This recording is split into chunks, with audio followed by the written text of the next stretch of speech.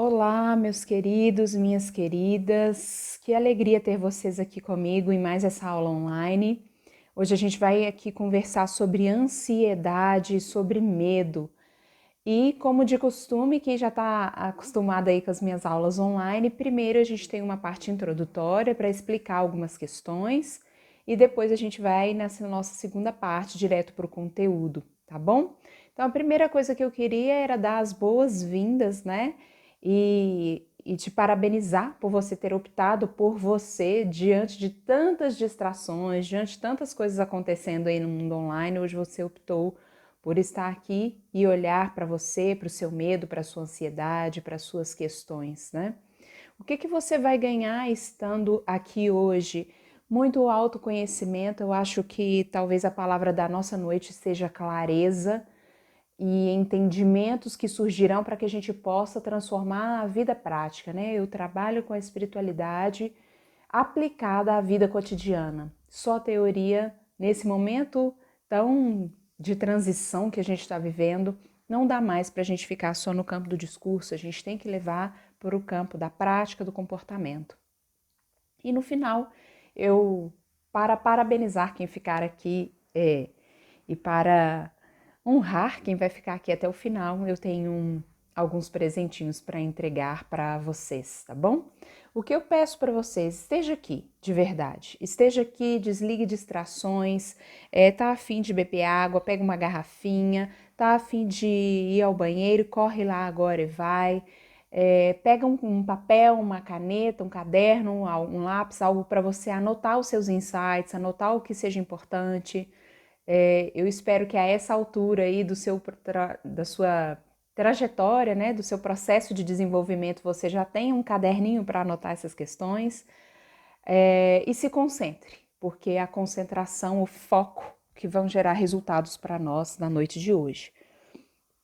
Quem que vai se beneficiar estando aqui hoje são pessoas em geral, né, que buscam autoconhecimento, que desejam ser melhores versões de si mesmas, inicialmente valorizando a versão atual, né, claro. Pessoas ansiosas que sofrem de transtornos de ansiedade, que já estão aí na luta com a ansiedade, tomando medicamento. E pessoas que vibram no medo. Pessoas que consciente ou inconscientemente estão conectadas, muito conectadas com a energia do medo. Essas pessoas hoje irão se beneficiar de estar aqui neste processo junto conosco. Como eu sempre digo nas aulas online, entenda que aqui não é um passe de mágica, acabou a aula e você vai estar livre da sua ansiedade, livre do seu medo. Não é, porque os processos da alma são lentos e a gente vai devagar e sempre tirando cada dia uma camada lá da casca, né, da cebola. Super importante, o que a gente vai ter hoje aqui como consciência é trazer autorresponsabilidade. Chega de estar no lugar da vítima e chega de estar no lugar de querer cuidar da vida de outras pessoas. É você que vai cuidar da sua própria vida a partir de hoje. Autorresponsabilidade não é mais culpa da mãe, do pai, do marido, dos filhos, do vizinho, do governo. A vida que você vive é sua responsabilidade. As suas reações, os seus medos, as suas questões são sua responsabilidade. E isso vai se transformar através de consistência. O que é transformação? Transformação é consistência ao longo do tempo. Para quem é aí do portal Desperte Sua Essência, não adianta pegar uma semana, assistir todos os vídeos do planeta e depois não assistir nunca mais. Transformação é consistência ao longo do tempo. É um vídeo por dia. É um movimento por dia. É consistência. É hoje, amanhã e depois, todos os dias. Não adianta você, por exemplo, ir à academia e ficar lá um dia inteiro, durante 12 horas, morrendo e nunca mais voltar. Não vai transformar o seu corpo, porque transformação é consistência ao longo do tempo. Vou me apresentar rapidinho para vocês, se tem alguém aqui que não me conhece ou quem me conhece e não sabe o que eu faço especificamente, só para vocês entenderem. A gente faz essas apresentações para vocês entenderem que vocês não podem confiar em quem está falando, porque esse conteúdo aqui é fruto de estudo, de pesquisa, né? Eu sou palestrante há 16 anos, eu comecei em 2004, a minha filha mais velha tinha 1 ano, e eu comecei fazendo escola de pais, porque era um assunto que eu queria estudar. A gente fala do que a gente precisa aprender, né? E como eu tinha recém me tornado mãe, eu queria aprender e falar sobre essas questões, então comecei lá atrás com a escola de pais. Também sou consteladora familiar, mestre em psicologia do desenvolvimento humano, psicopedagoga, sou graduada em letras com especialização em português e espanhol e sou também pedagoga.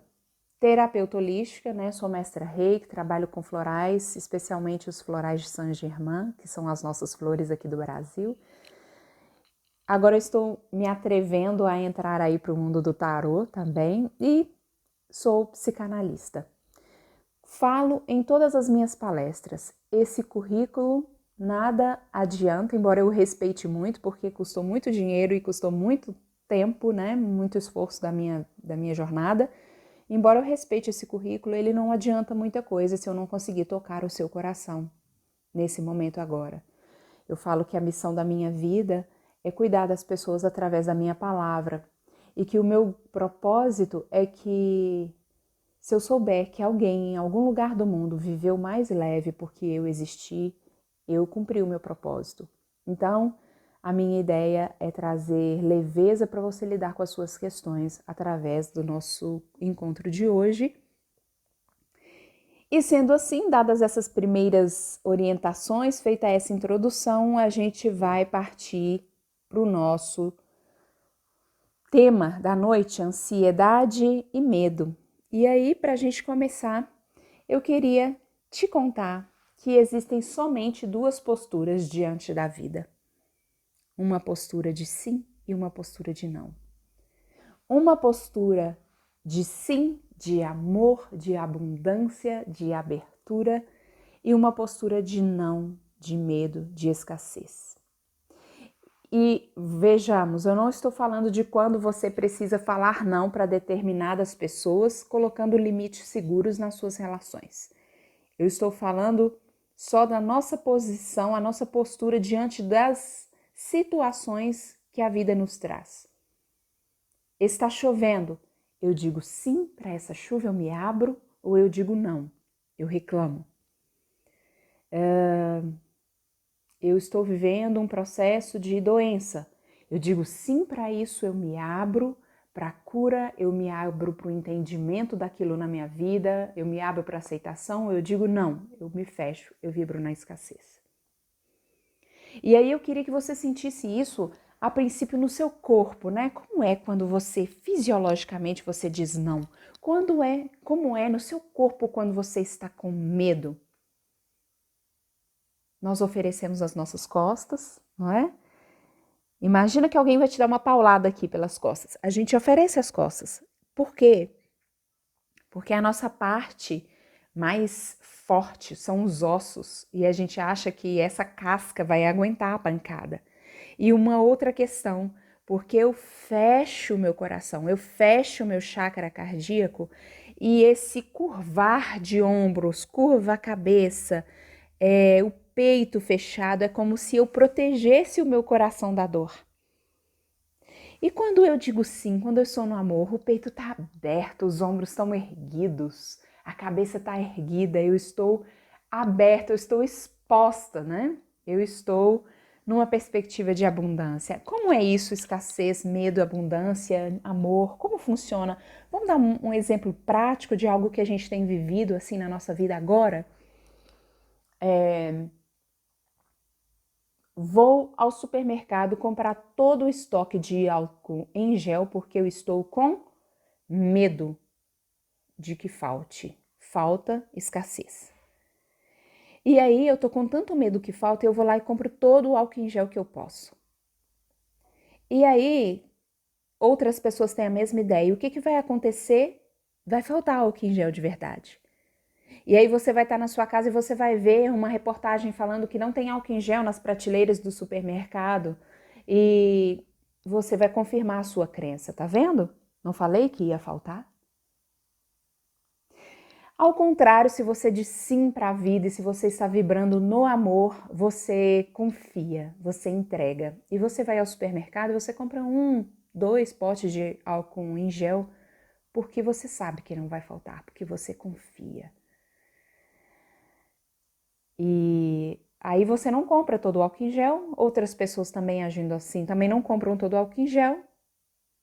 E aí vai ter mais álcool em gel nas prateleiras. E aí isso vai confirmar a sua crença de que não ia faltar mesmo, porque tem para todo mundo. E isso, gente, se reproduz em todas as áreas da nossa vida. Quando eu estou vibrando no medo, eu estou na escassez. E aí eu não quero ter amigos porque eu quero amar as pessoas, porque eu quero uma abundância de gente ao meu redor, porque eu quero vivenciar o amor. Eu quero ter amigos porque eu tenho medo de ficar sozinha. E aí eu acabo afastando as pessoas, aí eu falo, tá vendo? Por que eu tenho medo de ficar sozinho? Vibrando na escassez. Sempre. Isso para todas as áreas da nossa vida. O que isso tem a ver com ansiedade? Ansiedade, o medo produz ansiedade. Quando você tá lá ansioso, ai meu Deus, ninguém me liga, ai meu Deus, eu não tenho amigos, isso vai gerando um resultado na sua vida. Ai meu Deus, vai acabar o álcool em gel, essa ansiedade da pré-ocupação. Pré-ocupar-se, ocupar-se previamente, antes do tempo, sem necessidade. A ansiedade está no grupo do não, está na contramão do amor. E eu acho tão legal, não sei se vocês já assistiram um filme, também tem o livro Conversando com Deus, o Neil Donald, que é o personagem principal lá, que é o autor do livro, e ele conta a história do que aconteceu com ele. Tem um momento que ele está fazendo uma palestra e uma pessoa faz uma pergunta maliciosa lá e ele, medo, vibra medo. E ele começa a pensar rapidamente, se eu der uma resposta eu posso ser grosseiro, ou então se eu não responder ele pode, sabe, me pegar por algum aspecto e vai ficar desconcertante. E ele sentiu que ele estava com medo. E naquele momento ele respirou e a voz que falava com ele lá no filme falou assim, o que o amor faria no meu lugar? Quando você estiver com medo, faça essa pergunta. O que o amor faria no meu lugar? Porque isso vai nos colocar de novo no centramento, isso vai nos colocar de novo na rota da amorosidade, da entrega, da fé, da confiança. E aí a gente sai da linha do medo, porque o medo nos tira do eixo.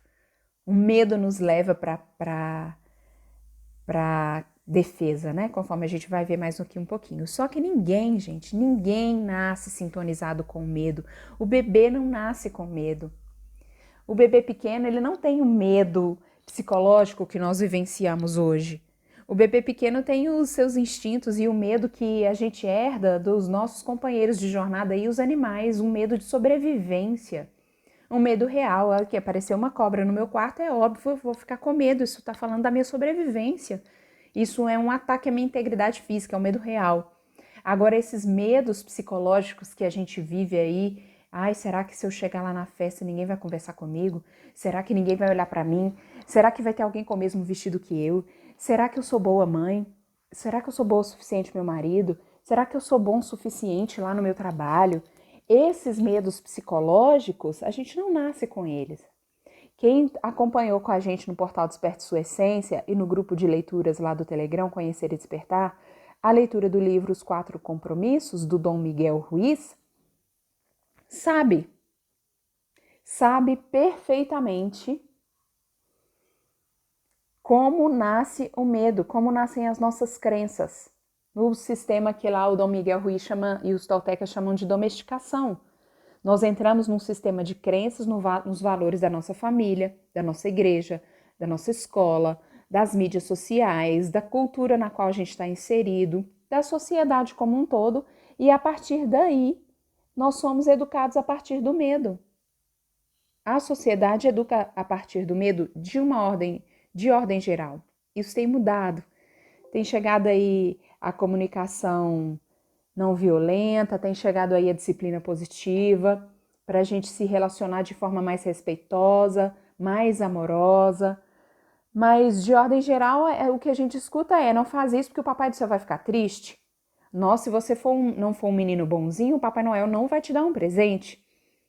Nossa, você vai fazer isso? Você não vai comer, não? Eu vou dar para o moço que vai passar lá na rua. A gente vai educando na escassez, na falta, no medo. A gente vai se sintonizando com o medo no decorrer da nossa trajetória. Mas ainda bem que surgem estudiosos por aí para nos ajudarem a sair do medo, né? E a olhar para as nossas questões com amorosidade. E dentre esses estudiosos, eu queria apresentar para vocês, não sei se vocês ouviram falar já no Krishnananda e na Amana Troub. Eles são estadunidenses, eles são discípulos do mestre místico Osho, e eles criaram essa estrutura, esse estudo, esse modelo dos círculos concêntricos, dos 3 círculos concêntricos, que são esses aí, olha, no centro, a vulnerabilidade ferida e a defesa, a fuga, a proteção. Eu queria, para a nossa conversa, que vocês entendessem isso como se fosse um ovo, tá bom? A gema, a clara e a casca do ovo. O Krishnananda e a Amana Troub são um casal, né? Eles são casados e eles têm um instituto lá nos Estados Unidos que se chama The Learning Love Institute. E esse modelo dos círculos concêntricos, eles criaram e está narrado no livro Face to Face with Fear, Transforming Fear into Love. Face a face com o medo, né? Transformando o medo em amor. Esse livro, infelizmente, hoje a gente não tem tradução dele, a gente só tem no inglês, mas a gente vai estudando aí da maneira que dá, né? Antes que chegue até as nossas mãos, porque é uma obra tão incrível, com certeza alguém vai fazer esse trabalho lindo de traduzir. Qual é a ideia desse modelo dos círculos concêntricos? No centro, a nossa gema somos nós. Quando nascemos, a criança pequena, pura inteireza, pura espontaneidade, nós que nascemos para ser quem somos. Somos nós, no nosso centro, na nossa gema. Ali, nessa parte azul ou verde, nós temos a camada da vulnerabilidade ferida, nós temos a clara. A vulnerabilidade ferida é quando essa nossa espontaneidade, quando esse nosso agir pela nossa essência foi ferido de alguma forma e aí formou a clara, que é uma camada de dor, que o Freud na psicanálise chama de castração, né? Ele fala que civilização é castração. Civilização é repressão. Por quê? Porque quando a gente está ali no centro e a gente vai entrar no sistema de crenças, vai acontecer essa castração, essa repressão de alguma forma.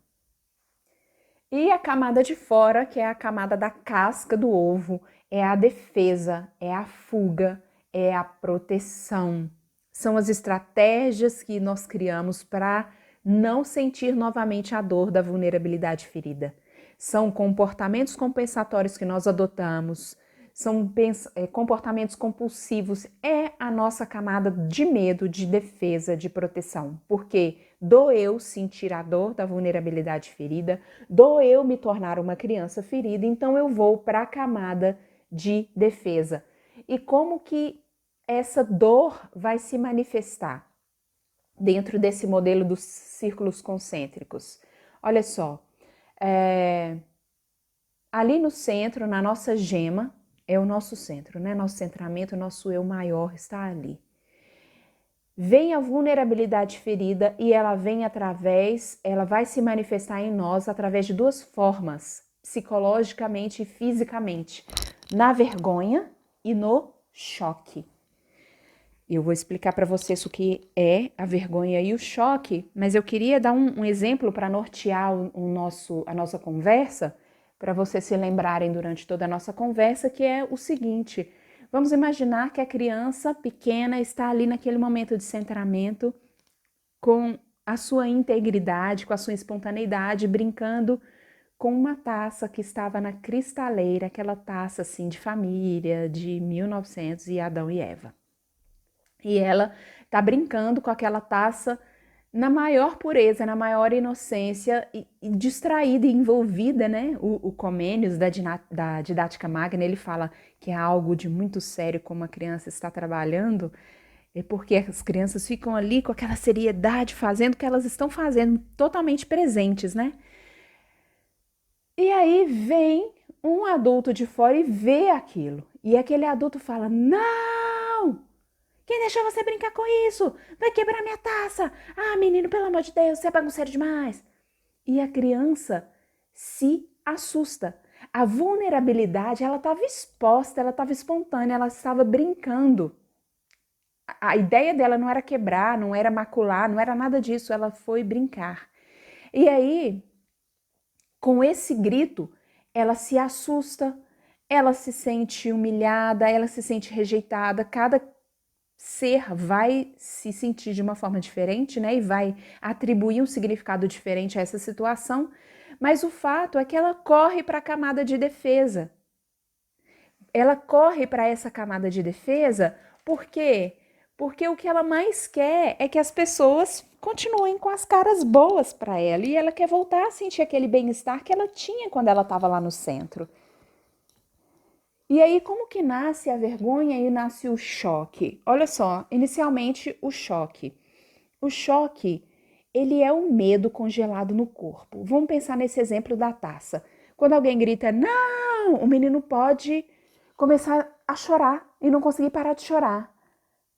Porque o medo levou a reações físicas. Se trata de uma fisiologia, o choque. O choque é o medo congelado no corpo. Geralmente são duas as reações, né? Dentro dessa fisiologia, o nosso corpo está programado para lutar ou fugir. Ou a gente congela numa espécie de fuga, ou a gente foge mesmo, se esconde. Uma criança pequena, ela corre e esconde.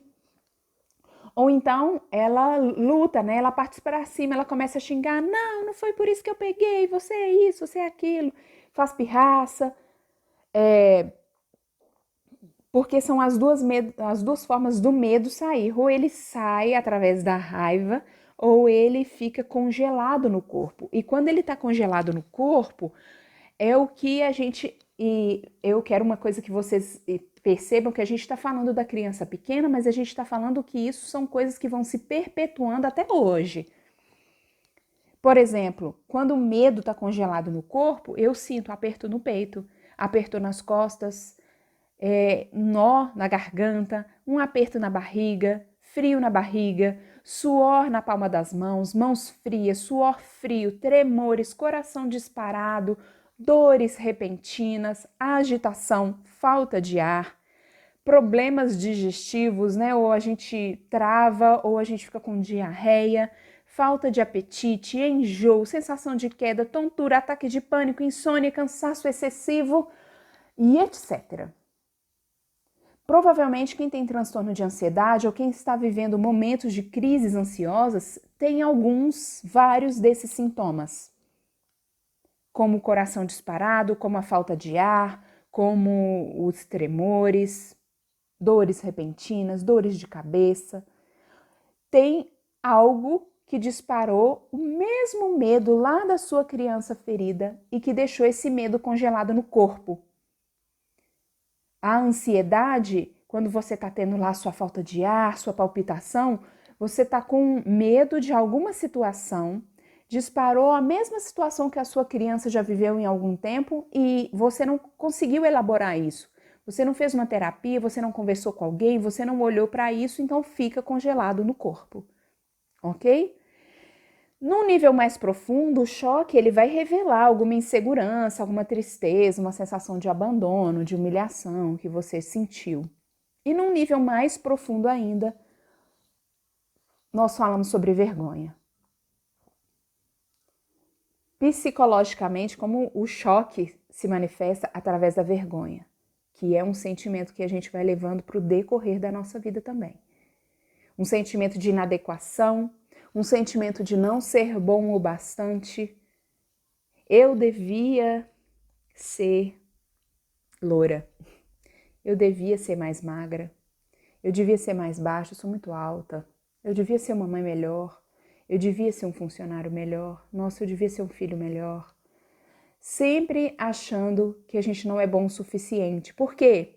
Porque na hora que você estava lá brincando com a taça e alguém veio e gritou e falou: não faz isso, não é possível, você é burro, você é o quê? Foi o que você aprendeu. Que você era inadequado, que você não devia estar fazendo aquilo, que você não era um bom filho bastante, que você não devia estar mexendo. Porque não foi só o episódio da taça, foram vários episódios parecidos, nós sendo criados por crianças feridas, que também foram criados por crianças feridas. Isso vai ser uma coisa que vai se repetir. E quanto mais se repete, mais eu vou cristalizando a crença, esse sentimento de inadequação que eu sinto com a vergonha. A gente tem um senso comum que fala de vergonha assim, tipo, vai lá conversar com ela, não tenho vergonha, né? A vergonha é muito mais do que isso. Inclusive, eu convido vocês a assistir uma aula online, uma outra aula online parecida com essa, gratuita também, especificamente sobre a vergonha. A aula se chama Onde Nasce a Vergonha? Como ela nasce, como nós passamos saindo do nosso centro e passando pela vulnerabilidade ferida, nós começamos a nos sentir não importantes, não amados, não aprovados, inadequados, não bons o bastante. Como é o ciclo da vergonha e como sair desse ciclo. Se você quiser fazer essa aula online, você entra em contato comigo que eu te mando o link de inscrição. Ou então lá no Instagram, Conhecer e Despertar, lá na bio tem o link para você se inscrever. Todas as noites essa aula online está disponível para quem quiser assistir, tá? Mas enfim, vamos seguir aqui no nosso modelo dos 3 círculos concêntricos para a gente entender então que, recapitulando, a criança está lá na gema. Na gema ela é inteira, ela é espontânea, ela somente é quem ela é e quem ela nasceu para ser. Somos nós, na nossa inteireza, é a nossa essência. Alguém uma hora diz que aquilo não é legal. Alguém uma hora te xinga de alguma forma, te agride de alguma forma, te corrige de alguma forma, ou precisa ter alguma atitude na vida dele que você dá um significado para aquilo e a sua vulnerabilidade fica ferida. E aí, nessa camada da clara, que é uma camada de dor onde a criança não quer estar, porque a criança também não tem nem espaço psíquico para lidar com isso, ela vai para a camada de defesa, ela vai para a camada de fuga, de proteção. E a criança passa a adotar comportamentos para voltar a sentir a sensação de estar no centro. Ela começa a entender que se ela fizer determinadas coisas, aquela cara de bravo vai passar. Se ela tiver determinadas atitudes, o sorriso que tinham para ela vai voltar. E ela vai voltar para aquele estado lá de bem-estar inicial dela. E é tão triste, né? É aqui que começa essa grande tristeza aí da gente deixar de ser quem a gente é, porque aqui eu começo a entender que para eu estar bem lá no centro, eu preciso que o outro também esteja bem. Eu preciso da cara boa do outro, eu preciso que o outro pare de me xingar e volte a ficar legal comigo. E aí o centro, que era aquele lugar que você era inteiro, sozinho, sem precisar da metade da laranja, sem precisar que os outros também estivessem bem, você começa a achar que para estar bem lá no centro você precisa do outro. E aí começa essa ideia, né, do outro me completar, do outro me fazer feliz, de eu me transformar para fazer o outro feliz, e que é uma grande ilusão e que tá tudo na camada de defesa, de proteção, tá tudo no medo. Eu vou ser legal com meu pai porque eu estou com medo dele me xingar de novo. Eu estou com medo de ficar na camada da dor. Só gente que observem bem esse ovo, para eu voltar lá da camada da casca para a gema, eu preciso passar na clara. Eu preciso sentir a minha vulnerabilidade ferida, eu preciso olhar para isso. E o que a gente quer o tempo todo, o que a sociedade exige da gente? Que a gente seja forte, que a gente não olhe, que a gente não sinta, que a gente use máscaras, que a gente anule as nossas fragilidades. Quais são seus pontos fortes? Eu preciso dos seus pontos fortes para que você seja aprovado, para que você seja querido, amado, aceito, para que você faça parte. Só que isso é uma ilusão. É uma ilusão. A primeira ilusão é achar que, então tá, então vamos olhar para as feridas dessa criança e vamos curar? Isso. Olha, não há como anular as feridas da sua criança. Sabe por quê? Porque aconteceu. Não tem como desacontecer. É o episódio da taça, e se aquilo ali foi uma dor gigantesca para essa criança do nosso exemplo, não tem como desacontecer, aquilo já aconteceu. A única forma da gente olhar para isso é entender que eu não preciso perpetuar os comportamentos de compensação e os comportamentos compulsivos de anestesia que eu não quero olhar mais, e aí eu vou beber, eu vou fumar, vou usar drogas, vou para pornografia, eu vou para o trabalho exagerado, eu vou para as compras, eu vou para comida. Eu paro de usar, de perpetuar esses padrões de fuga, de defesa e de proteção, e eu olho para isso, não é? Eu acho que você vai entender a cura para a sua dor só quando você entender que não existe cura para a sua dor. A gente só entende a cura para a dor quando... Olha só isso, que sério, né? Essas pessoas que prometem cura e 8 sessões de terapia tal e você vai estar curado. A única solução, a cura para a sua dor, é entender e acolher que não existe cura para a dor. É você olhar para ela de uma outra forma. E é essa a nossa proposta aqui, trazer clareza para isso. E para isso a gente vai pensar sobre o estado mental da criança ferida. Eu quero que nesse momento a gente se coloque como a criança ferida. Vamos pensar lá nessa criança da taça, lá na criança pequenininha. Na criança pequenininha que tem medo quando alguém grita com ela, na criança pequena que tem medo quando ela fica sozinha, na criança pequena que tem medo do escuro, que ela só fica esperando que venha alguém e que de repente esse alguém a acalme e volte a sorrir para ela e volte a cuidar dela e a coloque no colo. E que para isso aconteça, para que isso aconteça, ela começa a usar algumas estratégias. Entender também que esse estado mental da criança ferida, esse estado de consciência infantil é algo que nós vivemos agora na fase adulta, tá? Muitos adultos vivem no estado de consciência infantil, muitos intercalando com lapsos de espiritualidade, de consciência, mas nós todos vivemos, hora ou outra, esse estado de consciência infantil. E a proposta aqui é trazer clareza para isso, né? Então, quando a criança está lá na sua dor e ela quer que alguém a acalme, ela começa a criar disfarces e ela começa a fingir e criar novas reações para que ela mude o olhar do outro em relação a ela e ela volte a se sentir confortável. Lembra que toda a ideia é: eu quero voltar a me sentir como eu estava no centro, eu quero voltar a me sentir como eu estava lá na gema, eu quero voltar a me sentir bem. Tudo que a gente faz nessa vida é para que a gente se sinta bem. Quando a gente busca uma terapia, eu quero voltar a me sentir bem. Eu vou ao médico, eu quero voltar a me sentir bem. Eu tô aqui hoje porque eu tô ansiosa, eu tô no medo, eu quero voltar a me sentir bem. E a gente vai buscando estratégias para isso. E quando a gente está no estado de consciência infantil, são outras estratégias que a gente busca para isso. E aí, quais são as reações? Olha só, a criança passa a ter reações que são estratégias que ela vai criando e saindo da espontaneidade. Ela vai começando a viver lá na casca. Então ela vai começar a mentir. Quem que foi? A taça quebrou. Quem que foi que quebrou? Não fui eu. Ou então ela pega, vai usar o esconder. Ela pega os caquinhos da taça e joga lá debaixo da cristaleira.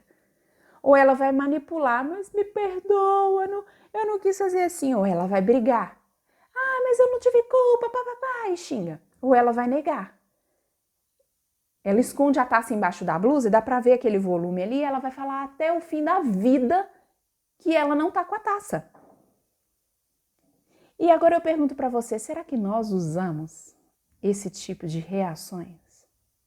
Pensa lá na pessoa que tá na pornografia, fugindo, né, na casca, porque pornografia é fuga, é anestésico, não é centramento, não é gema, como tantos outros anestésicos, né, que eu já falei, mas vamos pensar que a pessoa tá lá na pornografia no computador e aí chega a esposa do lado ou chega o esposo do lado e aí ela esconde.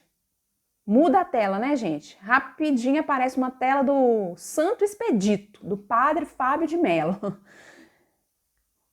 E aí tá escondendo, é a criança reagindo. Vamos pensar, vamos lembrar que reações são coisas da mente que quer nos defender, que tá na casca. A mente é a casca, a mente tá na camada de proteção, a mente tá no medo.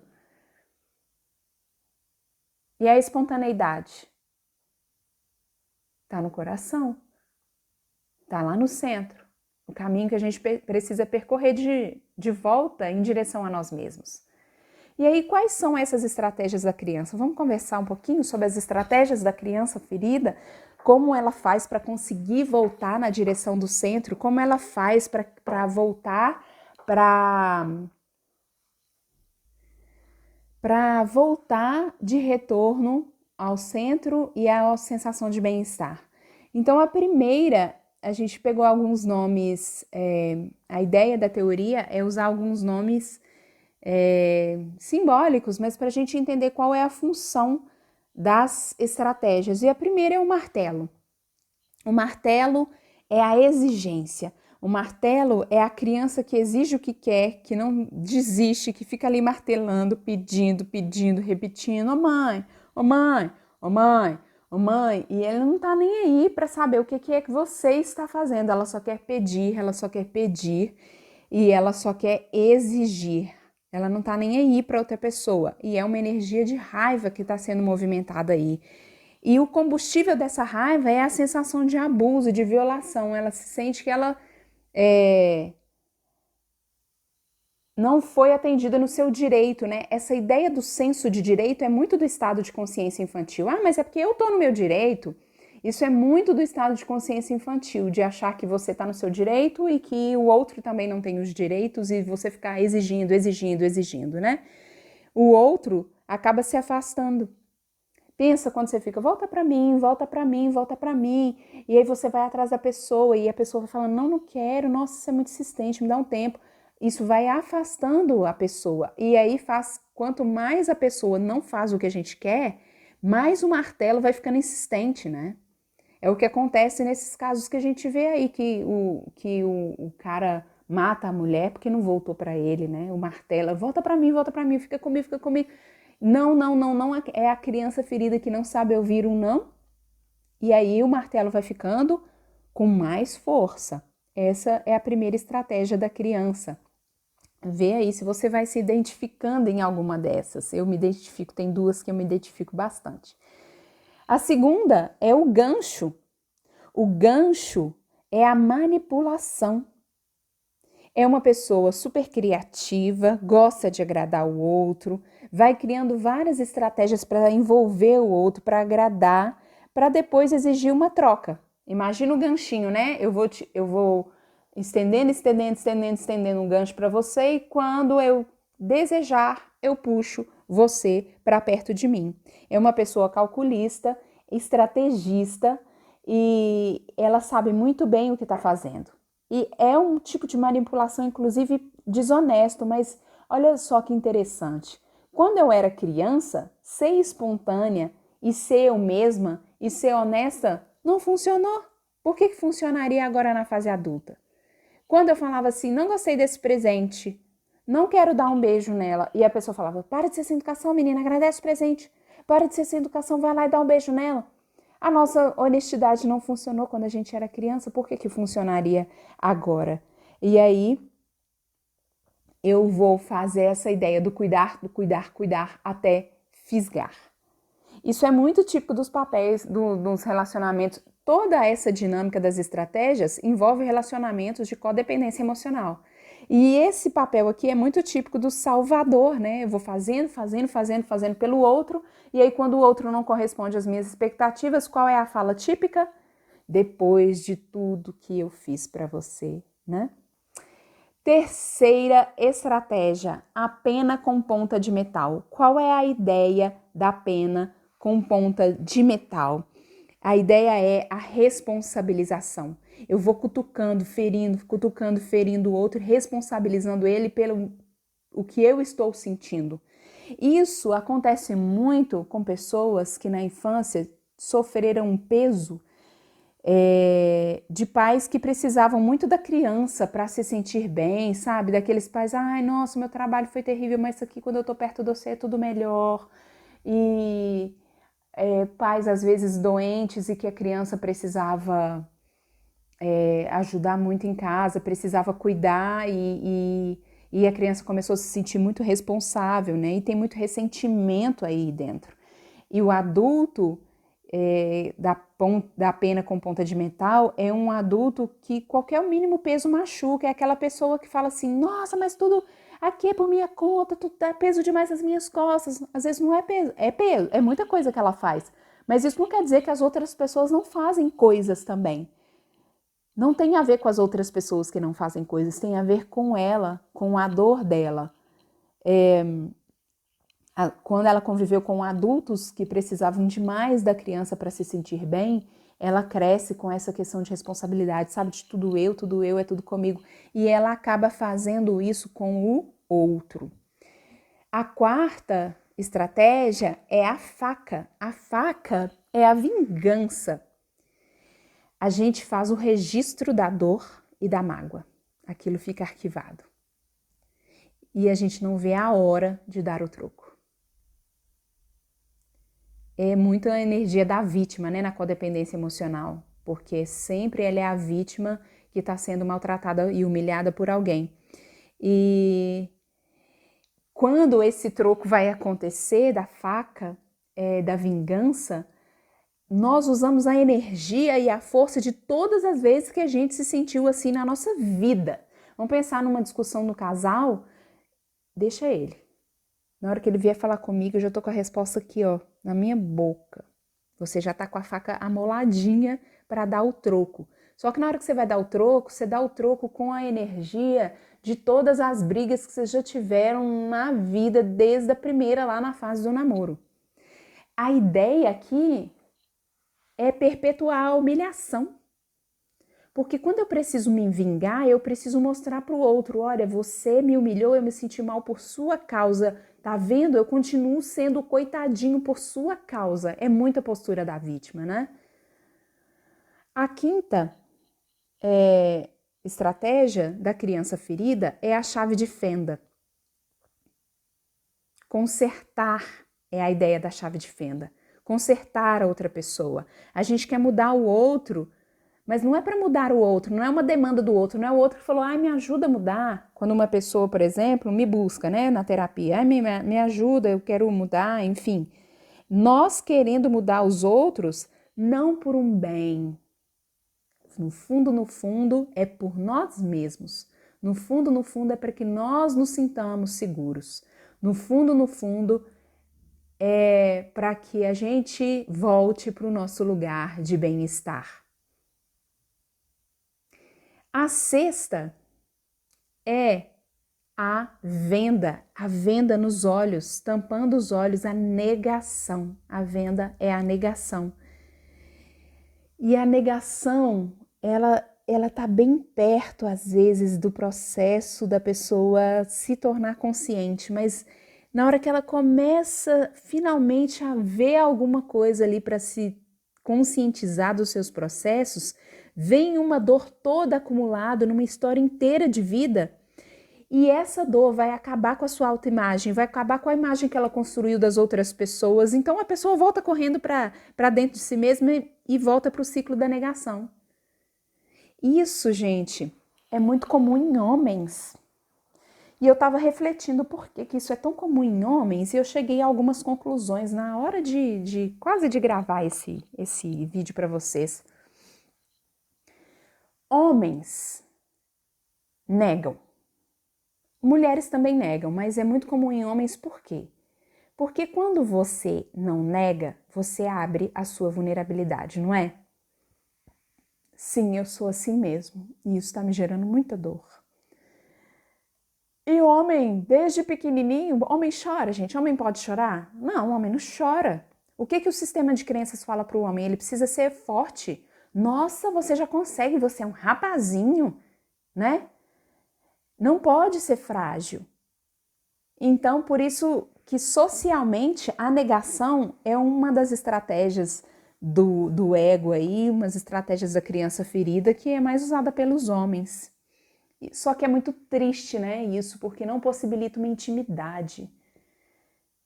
Porque o homem às vezes fala, você fala assim, nossa, eu me senti, numa conversa com seu esposo, por exemplo, ou com seu pai, com alguém.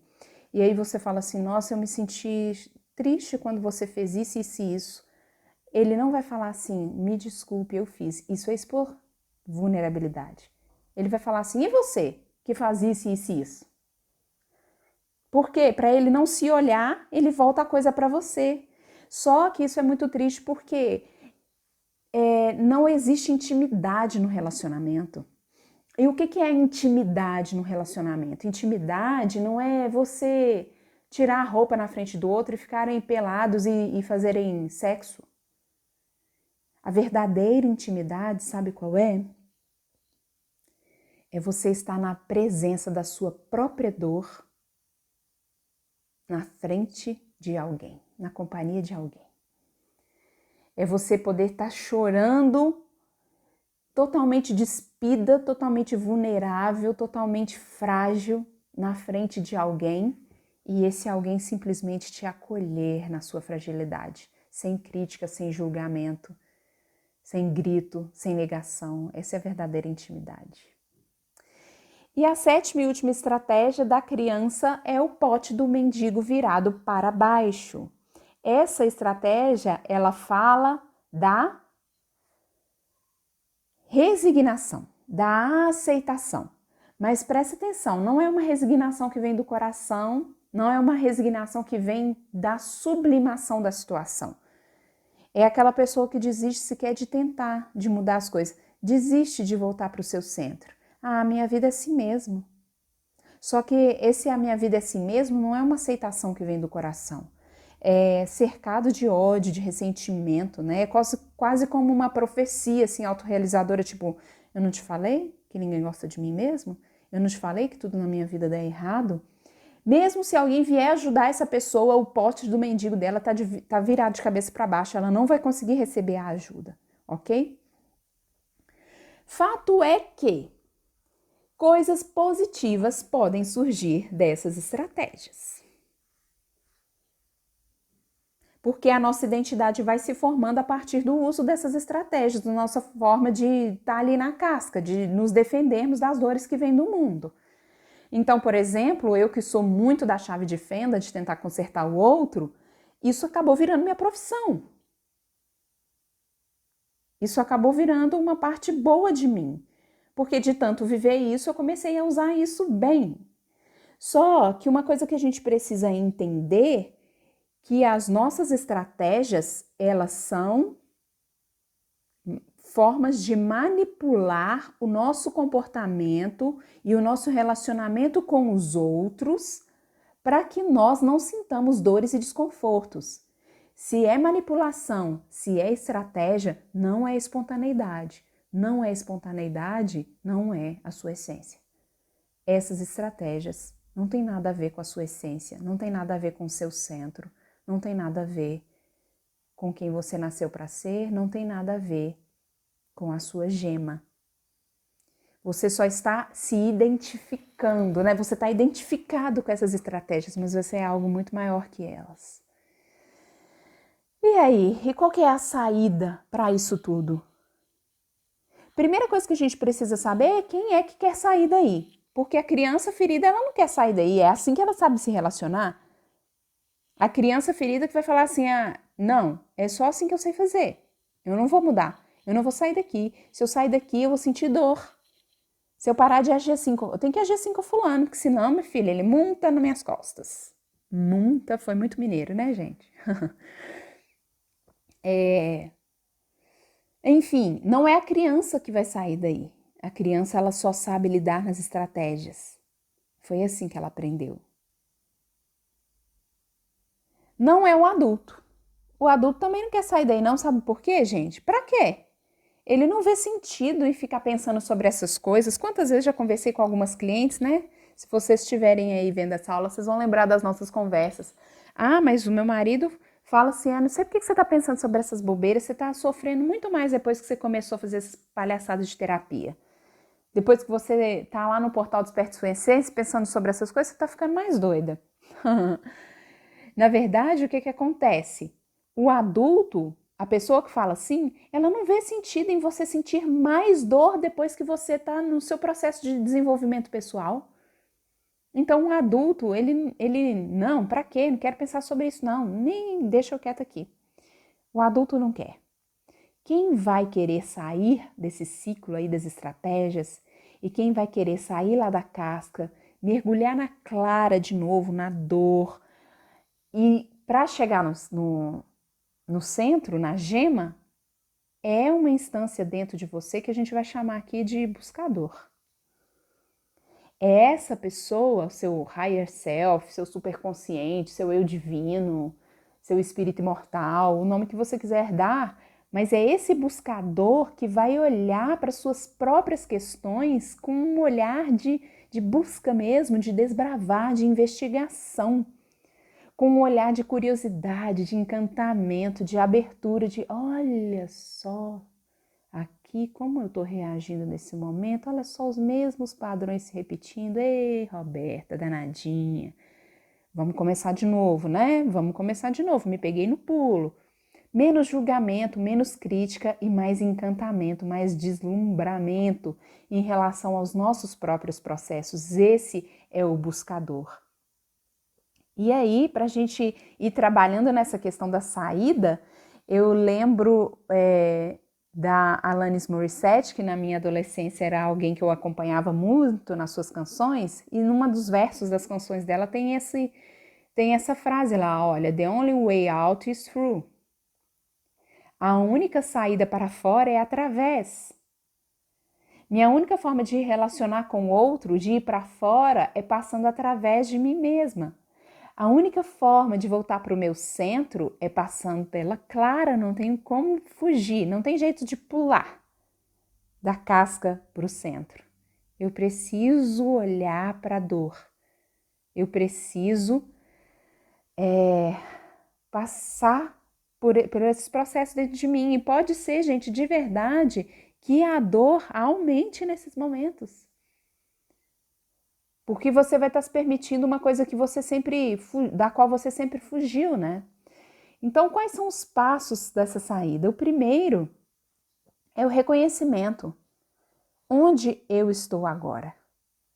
Em qual das camadas você está agora? Você está na defesa? Você está na vulnerabilidade, ferido, mergulhado na sua dor? Você está no centro? Eu te falo que se você estiver num processo lindo de desenvolvimento humano, se você estiver mergulhada de verdade no seu processo de desenvolvimento humano, você vai perceber conscientemente que você está agindo com padrões de defesa e proteção. Você vai estar mergulhado na dor, e não é uma dor porque, fulano está me fazendo sofrer, não. Não, é a dor de perceber os seus padrões, é a dor de, olha só, eu estou sentindo essa raiva, estou com muita raiva, sente essa raiva. E você está fazendo algumas visitas esporádicas ao seu centro, em momentos de meditação, em momentos de trocas com grupos bacanas, em momentos de introspecção, em momentos terapêuticos. Se você está mergulhado no seu processo, você está vivendo isso. 95% da sociedade, defesa, fuga, casca do ovo. Se defendendo e se protegendo o tempo todo. Evitando sentir.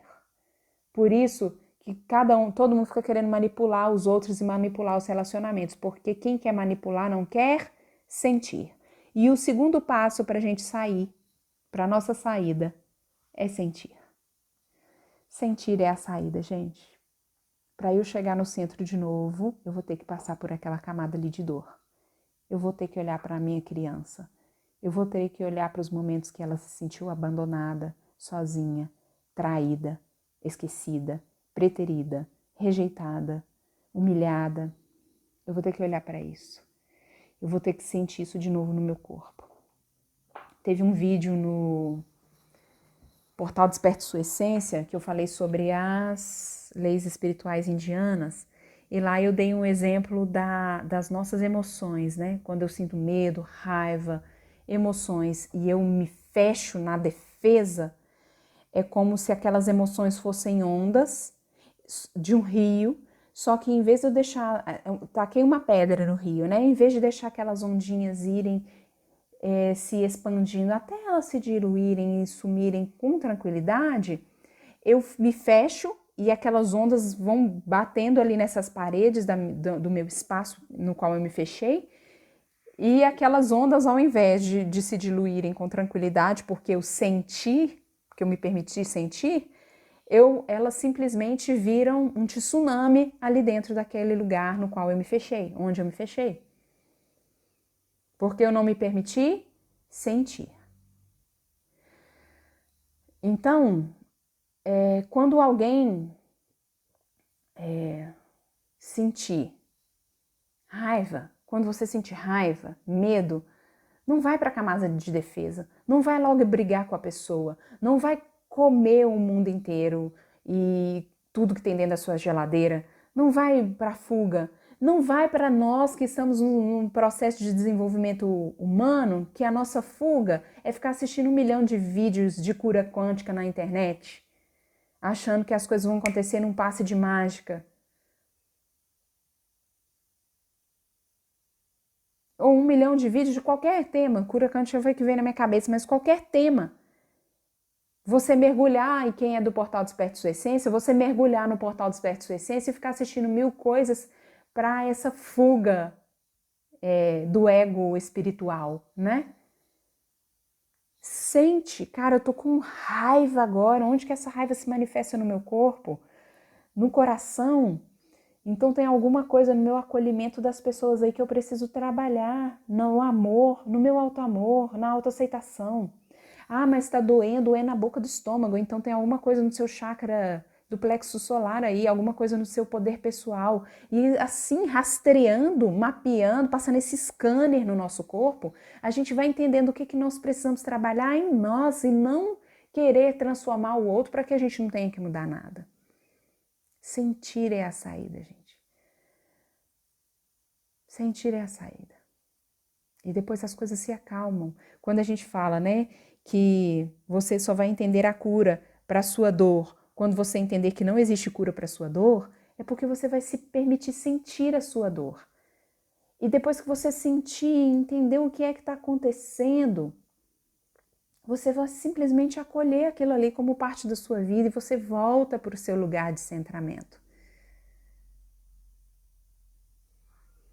O terceiro passo é aceitar. Aceitar que nós não vamos conseguir nos desidentificar de nada que a gente não reconheça. Eu não vou conseguir me desvincular de uma raiva que eu não olho para ele e falo, eu estou vinculado à raiva. Porque se eu estiver lá nas estratégias, né, na vingança, a culpa é do outro, vou vingar, eu não vou olhar para mim e vou falar, olha, eu estou identificado com essa raiva. Eu primeiro preciso aceitar essa identificação para depois escolher uma outra forma de agir somente depois de aceitar, depois de sentir, de mergulhar e sentir a experiência, de abandonar a expectativa da dor e ir embora, abandonar a expectativa do padrão se romper, sentir essa dor na qual você está fugindo, se permitir sentir a dor, sabe? Para que da próxima vez que ela vier, você se lembre como que ela é e você lembre que você aguenta e você lembre como é que funciona. E que você trace novas rotas para se relacionar e reagir a essa dor ao invés de ficar na fuga. Para que você possa pedir ajuda.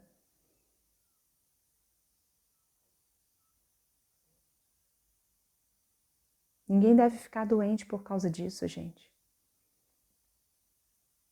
Olha, tá acontecendo de novo, me ajuda. E o passo 4 é correr riscos, né? Encarar o medo. E aí sim, estabelecer novos padrões. Depois que eu já senti, depois que eu já me entreguei, eu fiz essa imersão, eu entendi como acontecem os meus processos, eu entendi como eu tenho reagido à dor, eu entendi que eu estou num padrão de consciência infantil, eu entendi tudo isso, eu já aceitei que eu estou identificado, por exemplo, como energia lá da vítima e eu quero me identificar disso, eu já passei pelos outros passos, então eu corro riscos. Correr risco não é se expor à dor propositalmente, né? Eu tenho medo de barata, eu vou mergulhar numa piscina de barata. De propósito, eu vou me organizar para isso. Não, mas é na hora que a questão acontecer, na hora que a barata aparecer, é você não ir para os comportamentos loucos do medo psicológico, da casca do ovo. Aí eu tenho medo de falar em público. Agora eu vou marcar 15 palestras para mim para eu falar em público. Não é isso. Mas surgiu a oportunidade? Corra o risco. Se permita. Lembra, traz lá da sua criança interior qual foi a vez que você se sentiu assim de novo com medo de falar em público. E o que aconteceu? E qual foi a estratégia que você usou? Será que você está repetindo a estratégia agora de novo? Será que você está fugindo? Será que você está se escondendo? Será que você está brigando? Quais são as suas reações? Autoanálise, clareza sobre os nossos processos. E a ansiedade? E a ansiedade, gente, nisso tudo, como é que fica? A ansiedade vem do uso dessas estratégias, porque energeticamente é extremamente cansativo você ficar criando estratégias, máscaras, comportamentos para você manipular o outro para que você volte a se sentir confortável, para que você se sinta bem. Um exemplo, o seu marido quer sair, você não quer ir. Aí ele falou, vou sozinho, você não quer que ele vá sozinho. Você quer se sentir bem e segura. Aí você começa, nossa, hoje eu não tô me sentindo bem. Não sei, eu tô estranha. E aí você vai falando coisas, até que de repente seu marido fala, não vou sair não, vou ficar aqui. E aí, como você se sente? Segura. Você falou com ele só porque você estava querendo desabafar? Não, você estava querendo mudar o comportamento dele, a chave de fenda. Por você, não por ele. E isso acontece com vários exemplos, né? Esse foi o que me veio à cabeça agora. E isso gera ansiedade. Ansiedade é a gente estar agindo no medo o tempo todo. E aí eu volto com vocês aqui, quais são as posturas diante da vida? As estratégias são não. As estratégias são medo, as estratégias são escassez. Voltar lá para o seu centro, sentir a dor, passar pela clara, mergulhar na dor e sair de lá outra pessoa e voltar para o seu centro. É sim, é amor, é abundância, é autocuidado, é ter certeza que você dá conta de viver esses processos. Quais são os padrões predominantes na sua vida, nas suas relações? Quais são as estratégias que você usa O que você precisa olhar? Como é que esses padrões seus de comportamento se relacionam com as suas questões da sua infância? Para olhar para isso. Quais são as emoções desses padrões seus que se repetem? É raiva? É a tristeza? É o medo? Já tem sintoma do choque congelado no seu corpo? Já tem sintomas de ansiedade, aqueles que a gente citou lá no começo, aperto no peito, tremores, suor frio, coração disparado, falta de ar? Procura uma ajuda profissional, porque quando tá no corpo é porque a coisa já tá mais intensa, né? Que a vergonha que estava só lá na sua psique, no seu psiquismo, a vergonha já passou para o choque, já tá no corpo. E aí você precisa trabalhar isso com uma ajuda. Enfim, eu gostaria de fazer um convite para vocês agora, se vocês quiserem aprofundar nesses assuntos. Quem está aqui assistindo a aula da ansiedade é aluno do curso online O Despertar do Buscador do Medo ao Amor, sabe que a gente fala lá dos 3 círculos concêntricos, né? Essa aula, inclusive, gente, vai ficar gravada como bônus, se você que é aluno do curso online quiser assistir lá, tá? Eu vou colocar lá na seção de bônus. Eu venho convidar vocês para aprofundarem essas questões do despertar desse buscador interno, que é o que quer sair desse ciclo das estratégias, que é sair do medo e quer ir para o amor. No curso online O Despertar do Buscador, nós temos esses módulos. O módulo 0, a apresentação. O módulo 1, a gente fala do sistema de ativação reticular, do nascimento das nossas crenças. No módulo 2, a mente física. No módulo 3, os 3 círculos concêntricos. No módulo 4, gatilhos para a reatividade, o que é que dispara a reação da criança ferida. No módulo 5, quais são as necessidades básicas da criança e o que é que acontece quando essas necessidades não são supridas. No módulo 6, a gente fala de codependência emocional e de estado de consciência infantil. E a partir do módulo 7, a gente vai para o início da mudança. Vai no módulo 8 conversar sobre vulnerabilização e auto-perdão.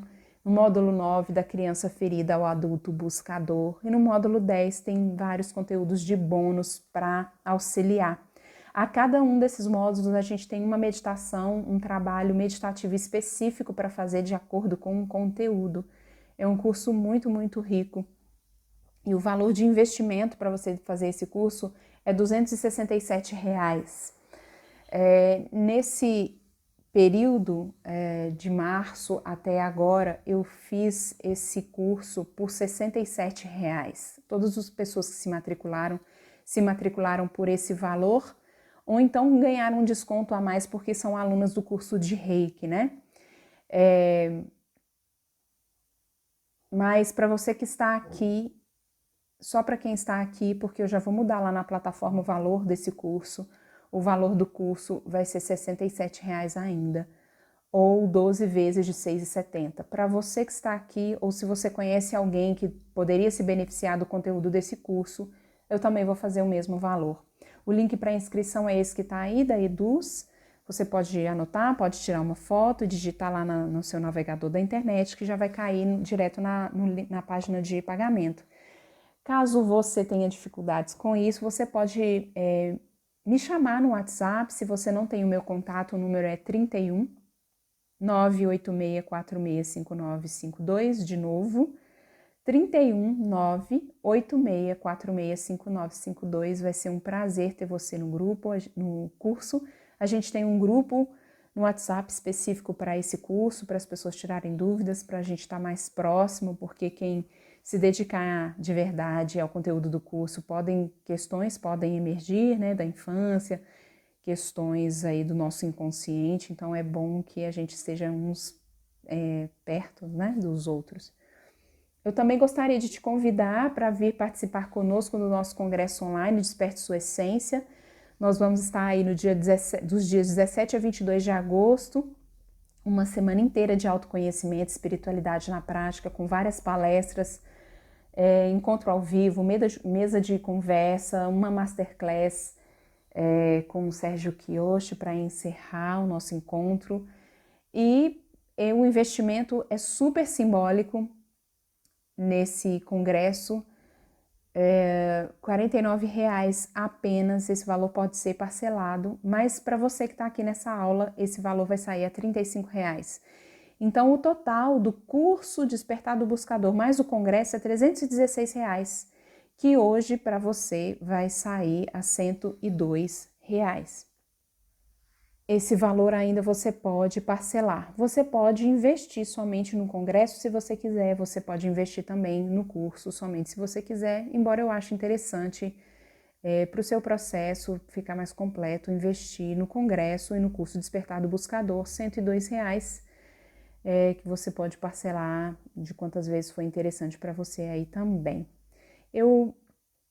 Além desses presentes dos descontos, né, para você que está aqui, de poder ter acesso a conteúdos tão ricos, com um preço tão simbólico, eu gostaria também que você anotasse o meu WhatsApp, você que ainda não tem, eu vou falar de novo, 31 98646 5952, que eu vou mandar para vocês, para quem falar comigo assim, oi Roberta, assisti sua aula, eu queria as meditações. Eu vou mandar para vocês 2 meditações para trabalhar estados de medo e de ansiedade, tá bom?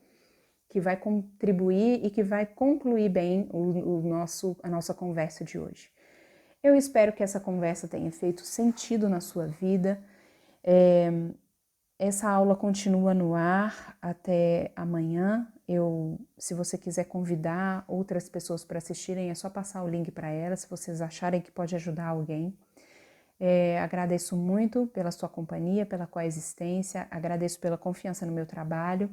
Deixo aí mais uma vez o youtube.com/conhecer e despertar, para você assistir lá mais conteúdos de desenvolvimento humano.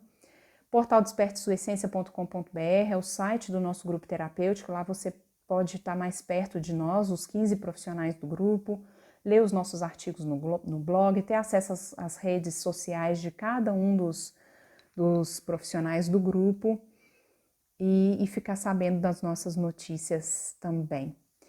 Se você conhece algum grupo, alguma empresa, alguma escola, qualquer ideia que vier na sua cabeça aí, de pessoas que possam se beneficiar do conteúdo dessa palestra, eu me coloco à disposição para fazer essa palestra de forma gratuita para o seu grupo, para a sua escola, para a sua empresa, para a gente, especialmente nesse período pandêmico, a gente ir saindo do medo na direção do amor, trabalhando o autoconhecimento, autoaceitação e para que a gente revele de fato a nossa essência e viva de forma mais leve.